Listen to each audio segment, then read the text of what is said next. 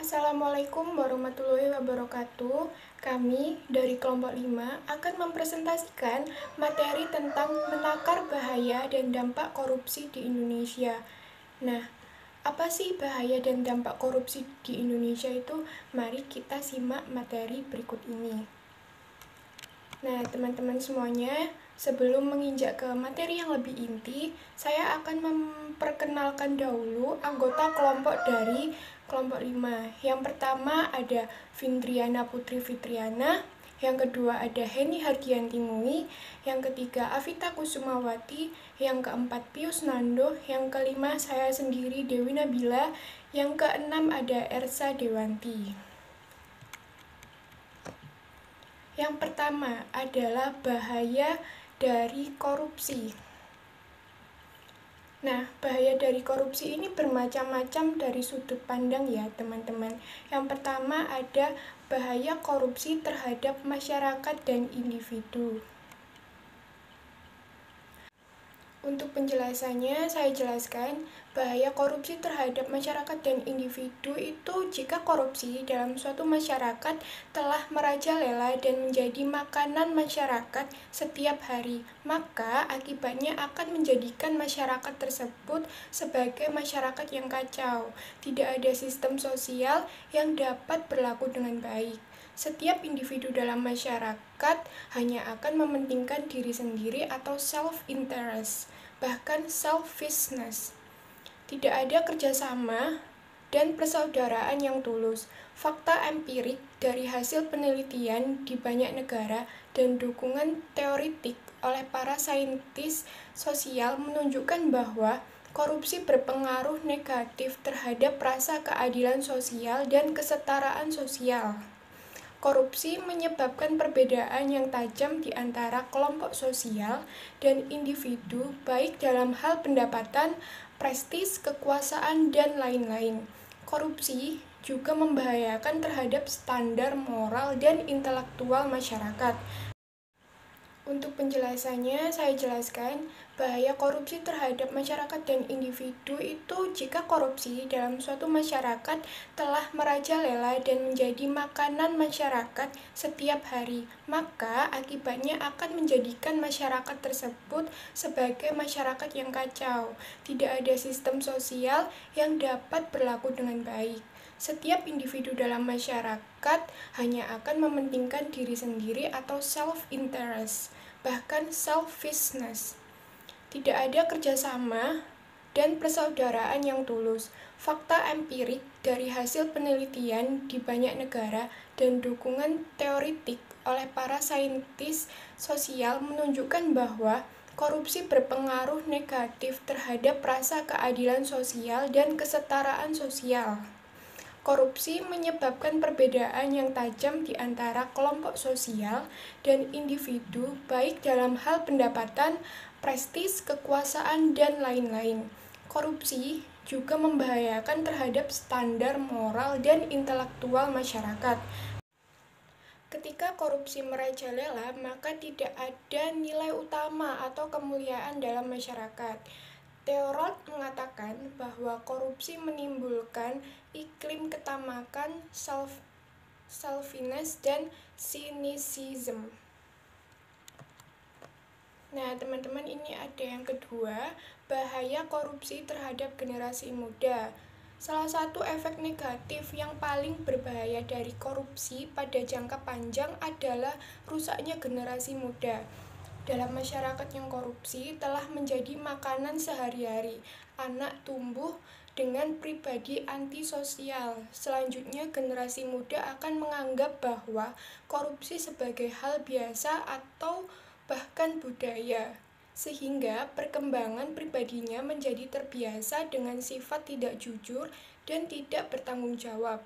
Jika generasi muda suatu bangsa keadaannya seperti itu, bisa dibayangkan betapa suramnya masa depan bangsa tersebut. Nah, untuk yang ketiga, ada bahaya korupsi terhadap politik. Kekuasaan politik yang dicapai dengan korupsi akan menghasilkan pemerintahan dan pemimpin masyarakat yang tidak legitimate di mata publik. Jika demikian keadaannya, maka masyarakat tidak akan percaya terhadap pemerintah dan pemimpin tersebut.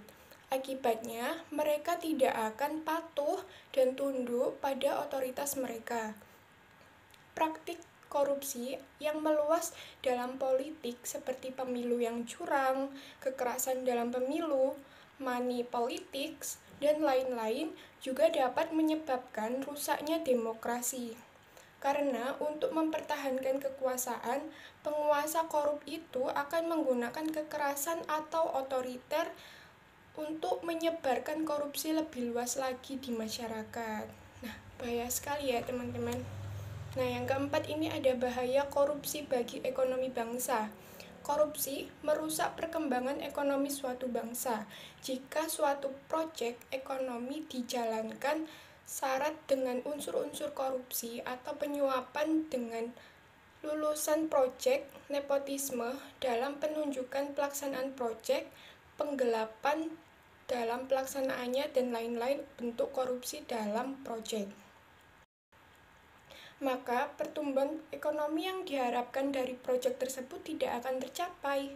Peneliti empirik oleh Transparency International menunjukkan bahwa korupsi juga mengakibatkan berkurangnya investasi dari modal dalam negeri maupun luar negeri karena para investor akan berpikir dua kali untuk membayar biaya yang lebih tinggi dari semestinya dalam berinvestasi.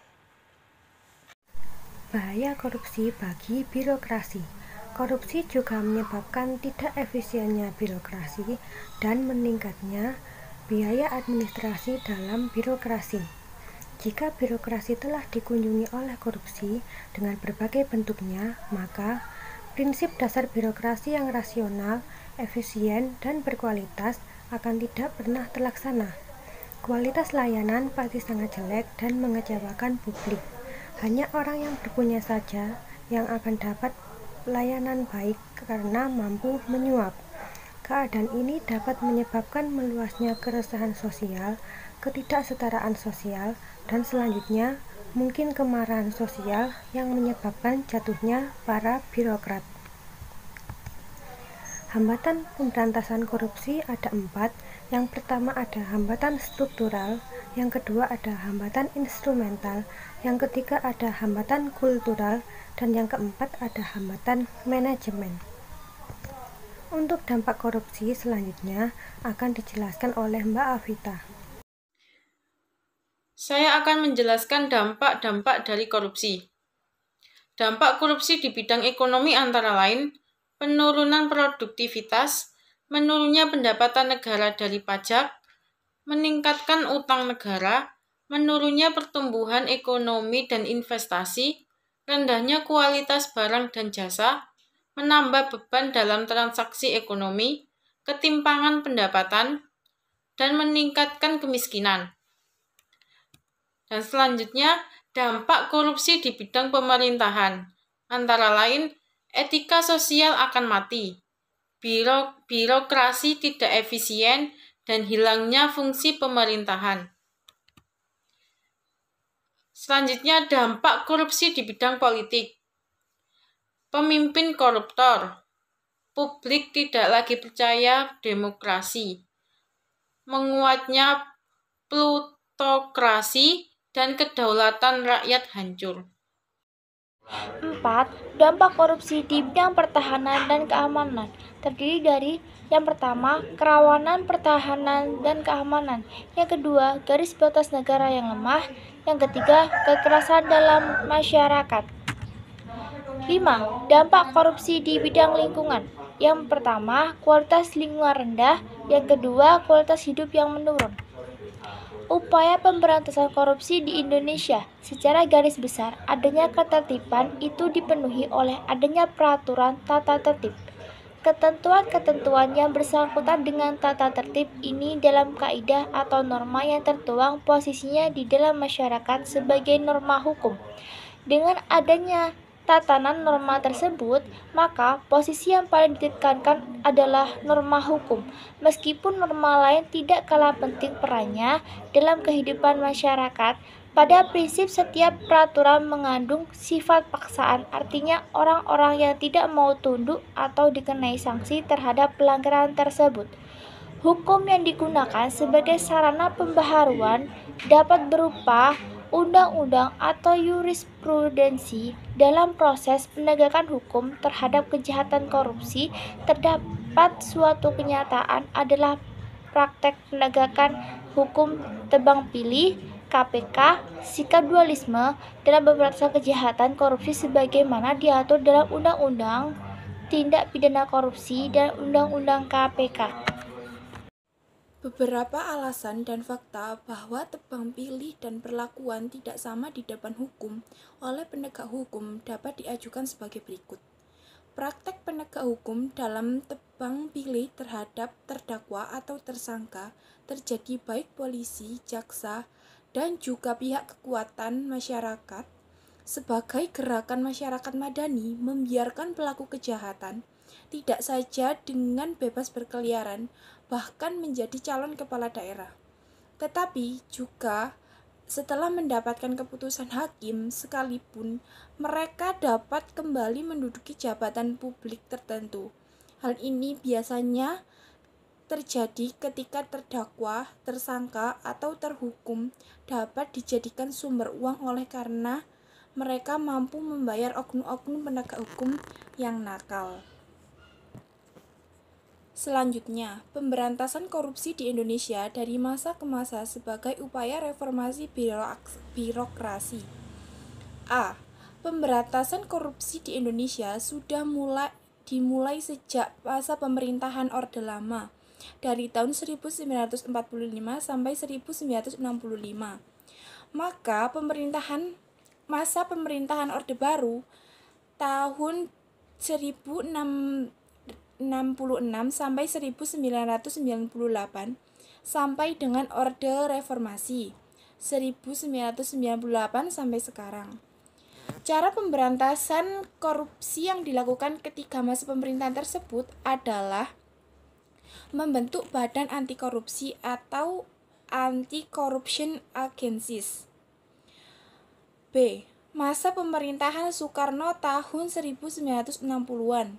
Diterbitkan Undang-Undang Keadaan Bahaya dan membentuk Panitia Retoling Aparatur Negara atau PARAN untuk memberantas korupsi. Diketuai oleh A.H. Nasution dengan beranggotakan Profesor Muhammad Yamin dan Ruslan Abdul Ghani. Upaya ini gagal karena koruptor berlindung di bawah kekuasaan Soekarno. Upaya lain dilakukan dengan mengeluarkan keputusan Presiden nomor 275 tahun 1963, yaitu pembentukan Operasi Budi diketuai oleh A.H. Nasution dan dibantu Wiryono Prodjokikusumo. Tugas mereka membuat korupsi di BUMN, terutama Pertamina. Tidak seorang koruptor pun dapat diseret ke pengadilan, namun berhasil menyelamatkan uang negara sebesar 11 miliar selama 3 bulan. Sebelum akhirnya dibubarkan presiden karena dianggap mengganggu prestisi presiden. Selanjutnya yang C.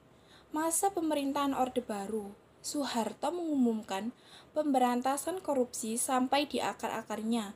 Melalui pidato kenegaraan tanggal 16 Agustus 1967, statementnya ditindaklanjuti dengan pembentukan Tim Pemberantasan Korupsi atau TPK dengan Jaksa Agung sebagai ketua. Pelajar dan mahasiswa berdemo besar-besar tahun 1970 karena TPK dianggap gagal bekerja. Soeharto kemudian membentuk Komite 4 yang beranggotakan antara lain H.A. Djoko Aminoto, namun gagal juga, dan dibentuk Operasi Tertib atau OPS-TIP, dipimpin langsung oleh Pangkopkamtib Laksamana Sudomo. OPS-TIP banyak menemukan kasus korupsi dan berusaha menangkap para koruptor, namun akan terhenti ketika terbentuk pada korupsi yang dilakukan kroni-kroni Soeharto. selanjutnya akan dilanjutkan. Baiklah, untuk selanjutnya yaitu yang D. Pada masa Orde Reformasi, tercatat fenomena menarik, yaitu masa B.J. Habibie. Tercatat, paling banyak membentuk badan anti korupsi melalui Undang-Undang Nomor 28 Tahun 1999 tentang penyelenggaraan negara yang bersih dan bebas dari korupsi, kolusi, dan nepotisme atau disingkat KKN. Badan yang dibentuk adalah KPKPN, KPPU, dan Komisi Ombudsman. Namun, ironisnya, Jaksa Agung Andi Gahalib dikirim ayam jago oleh para mahasiswa karena takutnya merantas korupsi Soeharto dan karoni-karoninya. Taat kalah pembicaraan Andi Gahalib dan B.J. Habibie tentang pemberantasan korupsi terekam oleh ICW. Dalam hal ini, Tetan Masudiki, Andi Gahalib sangat marah dan berjanji akan mengejarnya sampai ke liang kubur. Masih masa Orde Reformasi, saat Gus Dur menjadi presiden, ia membentuk tim gabungan pemberantasan tindakan pidana korupsi atau disingkat TGP TPK, diketuai oleh Hakim Agung Andi Ardojo. Belum lagi terlihat hasil kerjanya. Tim ini dibubarkan oleh Mahkamah Agung karena keberadaan dan struktur lembaga tersebut dinilai tidak sesuai peraturan yang berlaku. Pada masa Gus Dur, justru terjadi banyak skala seperti Buglogatea dan Baligetea, sehingga pada tahun 2000 menyebut Gus Dur. Untuk selanjutnya yaitu masa mengawati. Masa mengawati ini terdiri dari 3, yaitu diselenggarakannya rapat koordinasi pengawasan tingkat nasional di Bali bulan Desember tahun 2002. Dibentuknya Komisi Pemberantasan Korupsi atau KPK berdasarkan Undang-Undang Nomor 30 Tahun 2002 dan perangkat pengadilan khusus tindak pidana korupsi atau disingkat Tipikor. Dan yang ketiga yaitu mengikuti Konvensi Perserikatan Bangsa-Bangsa atau disingkat PBB, menantang korupsi tahun 2003, dan Konvensi PBB tentang kejahatan lintas batas negara. Untuk memajukan kerjasama internasional pemberantasan korupsi yang ditandatangani pada tanggal 18 Desember tahun 2003. Masa Susilo Bambang Yudhoyono. Masa Susilo Bambang Yudhoyono terdiri dari 3, yaitu dibentuknya Impres Nomor 5 Tahun 2004 tentang percepatan pemberantasan tindakan pidana korupsi. Terus yang kedua yaitu pembentukan Rencana Aksi Nasional Pemberantasan Korupsi atau RANPAK tahun 2004 sampai tahun 2009 sesuai instruksi Presiden Nomor 5 Tahun 2004. Istilah yang digunakan SBY dalam memulai pemberantasan korupsi diikuti dengan 5 aturan pemberantasan korupsi SBY dan 8 jurus SBY melawan korupsi. 5 aturan SBY yang memberantasan korupsi yaitu terdiri dari yang pertama, proses hukum yang adil. Kedua, berpegangan teguh pada asas pradugaan tak bersalah. Yang ketiga, mencegah rumor yang justru akan menimbulkan hal-hal yang tidak dikehendaki. Yang keempat, masyarakat luas yang ingin memberi informasi tentang korupsi tidak dikaitkan dengan masalah politik atau dipolitisasi. Terus yang kelima yaitu untuk kepentingan penyelidik. Tidak semua kasus korupsi dibuka ke publik.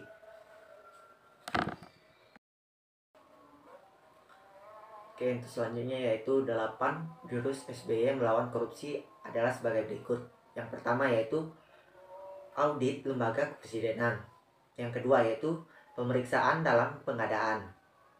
Yang ketiga itu mencegah penyimpangan proyek rekonstruktur Aceh. Yang keempat yaitu pencegahan penyimpangan pembangunan infrastruktur 5 tahun ke depan. Yang kelima yaitu menyelidiki bukti-bukti penyimpangan di lembaga negara seperti departemen, BUMN, dan swasta yang terkait dengan aset negara. Yang keenam yaitu mencari mereka yang telah divonis oleh pengadilan dan masih dalam proses hukum, namun lari ke luar negeri. Yang ketujuh yaitu meningkatkan intensitas pemberantasan penebangan liar. Dan yang terakhir yang kedelapan yaitu penelitian pembayaran pajak dan cukai sepanjang tahun 2004. Sekian dari kami, terima kasih.